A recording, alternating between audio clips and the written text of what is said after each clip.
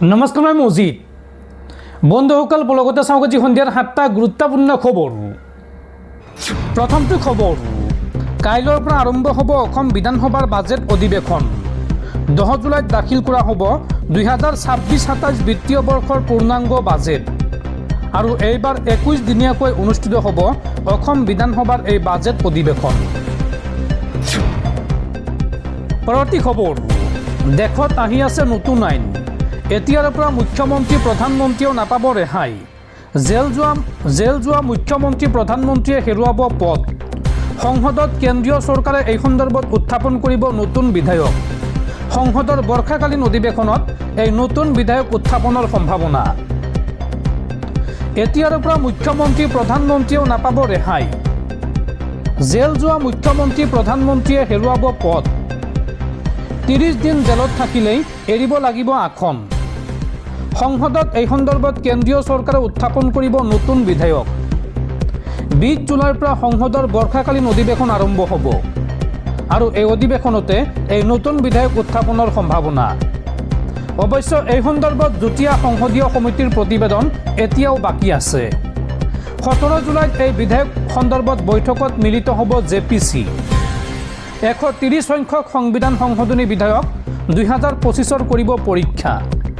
নতুন বিধেয়ক অনুসৰি জেল খটা মন্ত্ৰীয়ে হেৰুৱাব আসন। 30 দিন কাৰাগাৰত থাকিলে মন্ত্ৰীয়ে স্বইচ্ছাই কৰিব লাগিব পদত্যাগ, আৰু পদত্যাগ নকৰিলে স্বয়ংক্ৰিয়ভাৱে পদৰ পৰা কৰা হ'ব অপসাৰণ।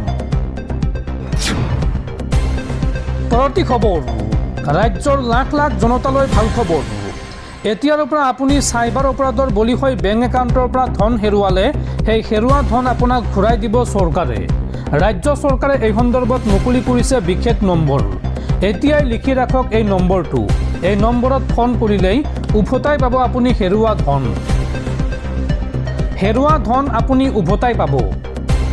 1930 এই নম্বৰত ফোন কৰিলেই উভতাই পাব হেৰুৱা ধন। ৰাজ্য চৰকাৰে মুকলি কৰিছে এই বিশেষ নম্বৰটো। চাইবাৰ অপৰাধীৰ বিৰুদ্ধে ৰাজ্য চৰকাৰৰ কঠোৰ একশ্যন। অসমত মুকলি কৰা হৈছে E0 FIR প্ৰক্ৰিয়া। NCRP বা 1930ত পঞ্জীয়ন কৰা চাইবাৰ প্ৰবঞ্চনাৰ অভিযোগ ৰূপান্তৰ হ'ব FIR-লৈ। এতিয়াৰ পৰা যিকোনো স্থানৰ পৰাই দাখিল কৰিব পাৰিব গোচৰ। FIR-ৰ ক্ষেত্ৰত ভুক্তভোগীৰ বাবে নাথাকিব থানা এলেকাৰ জটিলতা।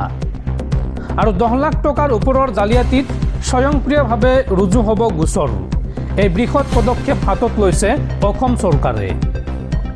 দৰ্শকসকল, আৰু বহুতো গুৰুত্বপূৰ্ণ খবৰ আছে। তাৰ আগতে আপোনাক জনাওঁ যে যদি আপুনি এতিয়ালৈকে এইটো ভিডিঅ'ত লাইক কৰা নাই তেন্তে এতিয়াই ভিডিঅ'টোত লাইক কৰি দিয়ক। আৰু এনেকুৱা ধৰণৰ ভিডিঅ'সমূহ নিতৌ চাবলৈ চেনেলটো ছাবস্ক্ৰাইব কৰি কাষত থকা বেল আইকনটো প্ৰেছ কৰি ৰাখক। পৰৱৰ্তী খবৰ, ৰাজ্যত পুনৰ সভ্য সমাজক লজ্জানত কৰা ঘটনা। এইবাৰ বিবাহ বিচ্ছেদিত মহিলাৰ সৈতে পুৰোহিত ৰিংকু শৰ্মাৰ ঘৃণনীয় কাণ্ড। চৰম প্ৰবঞ্চনাৰে বন্ধ কোঠাত আবদ্ধ কৰি মহিলাক ধৰ্ষণ পুৰোহিত ৰিংকু শৰ্মাৰ। আৰু ৰাইজৰ ৰোষত পৰাৰ উমান পাই পলায়ন পুৰোহিত ৰূপী ৰিংকু শৰ্মাৰ। বিবাহ বিচ্ছেদিত মহিলাৰ সৈতে এইবাৰ পুৰোহিত ৰিংকু শৰ্মাৰ ঘৃণনীয় কাণ্ড। চৰম প্ৰবঞ্চনাৰে মহিলাগৰাকীৰ সৈতে পুৰোহিত ৰিংকু শৰ্মাৰ অপকৰ্ম। ৰিংকু শৰ্মাই বিয়াৰ প্ৰতিশ্ৰুতি দি মহিলাগৰাকীক যৌন শোষণ।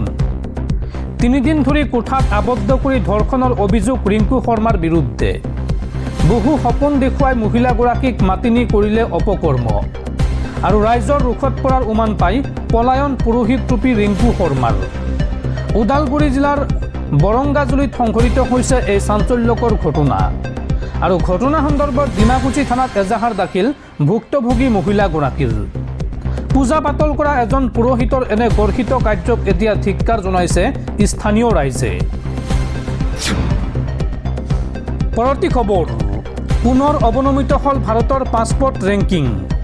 এইবাৰ 100ৰ তালিকাতো নাই ভাৰতৰ নাম। এইবাৰ কিমান অৱনমিত হৈছে ভাৰতৰ ৰেংকিং বা কেই নম্বৰত আছে ভাৰতৰ নাম চাওঁ আহক। 2026 চনৰ গ্ল'বেল পাছপোৰ্ট ইণ্ডেক্সত ভাৰত 125 নম্বৰ স্থানলৈ অৱনমিত হৈছে। যোৱা বছৰ সামান্য উন্নতি ঘটিলেও শীৰ্ষ 100ৰ বাহিৰতে আছে ভাৰতৰ নাম। 2021 চনৰ পৰা 2023 চনৰ ভিতৰত 127 নম্বৰ স্থানৰ পৰা 2025 চনত 124 নম্বৰ স্থানলৈ উন্নীত হোৱাৰ পিছত দেশৰ ৰেংকিং পুনৰ হ্ৰাস পাইছে আৰু এতিয়া ই মাত্ৰ 26টা স্থানলৈ ভিছা অবিহনে ভ্ৰমণৰ সুবিধা দিব। ভাৰতীয় পাছপৰ্ট নামিবিয়াৰ লগতে ফিলিপাইনছ, মৰক্কো, উজবেকিস্তানৰ দৰে দেশৰ পিছত থকাৰ বিপৰীতে ই আজাৰবাইজান আৰু কিৰ্গিস্তানতকৈ আগত আছে।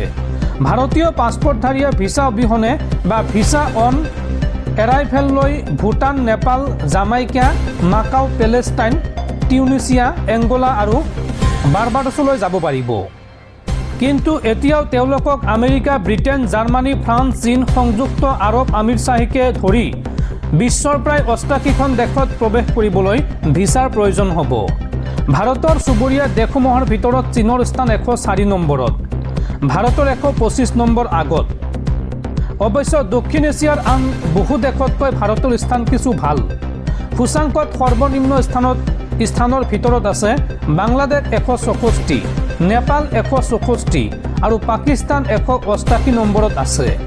গ্লোবেল পাছপৰ্ট ইণ্ডেক্স 2026ৰ শীৰ্ষ 10ৰ তালিকাত বেছিভাগে ইউৰোপীয় দেশসমূহ অন্তৰ্ভুক্ত হৈছে, যিয়ে বিশ্বজুৰি ভ্ৰমণৰ সুবিধাৰ ক্ষেত্ৰত মহাদেশখনৰ শক্তিশালী স্থিতিকে প্ৰতিফলিত কৰে। উল্লেখযোগ্য যে আমেৰিকা আৰু ফ্ৰান্স দুয়োখন দেশেই 11 নম্বৰ স্থানত আছে, অৰ্থাৎ শীৰ্ষ 10ৰ ভিতৰত স্থান লাভৰ পৰা বঞ্চিত হৈছে। আনহাতে কানাডা 13 নম্বৰ স্থানত আছে। ইয়াৰ ফলত বিশ্বৰ আটাইতকৈ শক্তিশালী পাছপৰ্টৰ ক্ষেত্ৰত ইউৰোপ স্পষ্টভাৱে সকলোতকৈ আগবাঢ়ি আছে। পৰৱৰ্তী খবৰ, এতিয়াৰ পৰা অসম বিধানসভাত অসমীয়া, ইংৰাজী আৰু বড়ো ভাষাৰ লগতে হিন্দী ভাষাও ব্যৱহাৰ হ'ব। সৰ্বদলীয় বৈঠকত গ্ৰহণ কৰা হৈছে এই সিদ্ধান্ত। সংবাদমেল পাতি এই ঘোষণা অসম বিধানসভাৰ অধ্যক্ষ ৰঞ্জিত কুমাৰ দাসৰ। পৰৱৰ্তী খবৰ, ইৰাণত খান্দি থোৱা হৈছে 3000 কবৰ।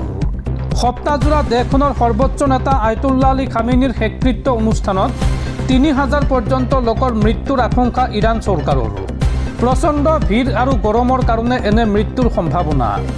উল্লেখযোগ্য যে বৃহস্পতিবাৰে মাছাদত সমাধিস্থ কৰা হ'ব খামেনিৰ নশ্বৰ দেহ আৰু এই সময়ছোৱাত 3000 লোকৰ মৃত্যুৰ আশংকা কৰিছে ইৰাণ চৰকাৰে, যাৰ আগতীয়া প্ৰস্তুতি সম্পন্ন কৰি থৈছে ইৰাণ চৰকাৰে। পৰৱৰ্তী খবৰ, গুৱাহাটী আৰু উত্তৰ গুৱাহাটী সংযোগী কুমাৰ ভাস্কৰ বৰ্মা সেতুত ফটো ছেছন নিষিদ্ধ। দলঙৰ ওপৰত বাৰ্থডে পাৰ্টি পতাৰ পিছতে কঠোৰ হৈছে গুৱাহাটী মহানগৰ আৰক্ষী। এতিয়াৰ পৰা গুৱাহাটী আৰু উত্তৰ গুৱাহাটী সংযোগী কুমাৰ ভাস্কৰ বৰ্মা সেতুত ফটো উঠাব নোৱাৰিব আপুনি। কেৱল সেয়াই নহয়, এই সেতুখনত নিষিদ্ধ কৰা হৈছে ফটো ছেছন। সেতুখনৰ প্ৰাকৃতিক সৌন্দৰ্য উপভোগ কৰি ফটো তোলাটো এছামৰ বাবে ফেশ্বন হৈ পৰিছে। সেতুখনৰ মাজভাগতে যান বাহন ৰখাই একাংশ লোকে এক অৰাজক পৰিস্থিতিৰ সৃষ্টি কৰিছিল। আনকি নিশাৰ ভাগত এজনে জন্মদিন উদযাপন কৰি আৰক্ষীৰ আলহীও হৈছিল।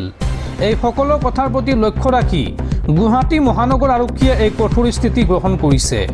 এতিয়াৰ পৰা কুমাৰ ভাস্কৰ বৰ্মা সেতুত কোনো লোকে যান বাহন ৰখাই ফটো তোলা আৰু জন্মদিন উদযাপন বা এনেধৰণৰ কাৰ্যকলাপ কৰিব নোৱাৰিব। আৰক্ষীয়ে এই সকলোবোৰৰ ওপৰত দৃষ্টি ৰাখিবলৈ সেতুখনৰ ওপৰত ন পাৰ্কিং আৰু ন ষ্টপিং নীতি গ্ৰহণ কৰিছে। এতিয়াৰ পৰা সেতুখনৰ ওপৰত নিয়োজিত হ'ব কেইবাজনো নিৰাপত্তাৰক্ষী। এই নিয়ম উলংঘা কৰা সকলৰ বিৰুদ্ধে কঠোৰ শাস্তি বিহা হ'ব বুলিও জানিবলৈ দিছে গুৱাহাটী মহানগৰ আৰক্ষীয়ে। পৰৱৰ্তী খবৰ, দুৰ্নীতিৰ অভিযোগত নিলম্বিত হ'ল যোৰহাটৰ বন বিষয়া মণ্টু হাজৰিকা। সামাজিক মাধ্যমত অডিঅ' ক্লিপ ভাইৰেল হোৱাৰ পিছতে বন মন্ত্ৰী জয়ন্ত মল্ল বৰুৱাৰ নিৰ্দেশত নিলম্বন কৰিছে বন বিভাগে। উল্লেখযোগ্য যে গাড়ীৰ মালিকৰ পৰা মাহেকীয়া হিচাপত ধন লোৱাৰ অভিযোগ উত্থাপন হৈছিল এইগৰাকী বন বিষয়া মণ্টু হাজৰিকাৰ বিৰুদ্ধে। পৰৱৰ্তী খবৰ, পুনেৰ কেতন আগৰৱাল হত্যাকাণ্ডৰ এক মৰ্মান্তিক ঘটনাই জোকাৰি গৈছে সমগ্ৰ দেশ। আৰু নাতিয়েক কেতনৰ মৃত্যুৰ দুখ সহিব নোৱাৰি ককা দেউতাক দেৱীচান্দ আগৰৱালৰ মৃত্যু। পুনেৰ কেতন আগৰৱাল হত্যাকাণ্ডৰ এক মৰ্মান্তিক খবৰে সমগ্ৰ দেশ কঁপাই তুলিছে। এই জঘন্য হত্যাকাণ্ডৰ গভীৰ আঘাত সহ্য কৰিব নোৱাৰি অৱশেষত কেতনৰ ককা দেউতাক দেৱীচান্দ আগৰৱালেও ইহলীলা সম্বৰণ কৰে। নাতিয়েকক হেৰুৱাৰ দুখত তেওঁ সম্পূৰ্ণৰূপে ভাঙি পৰিছিল।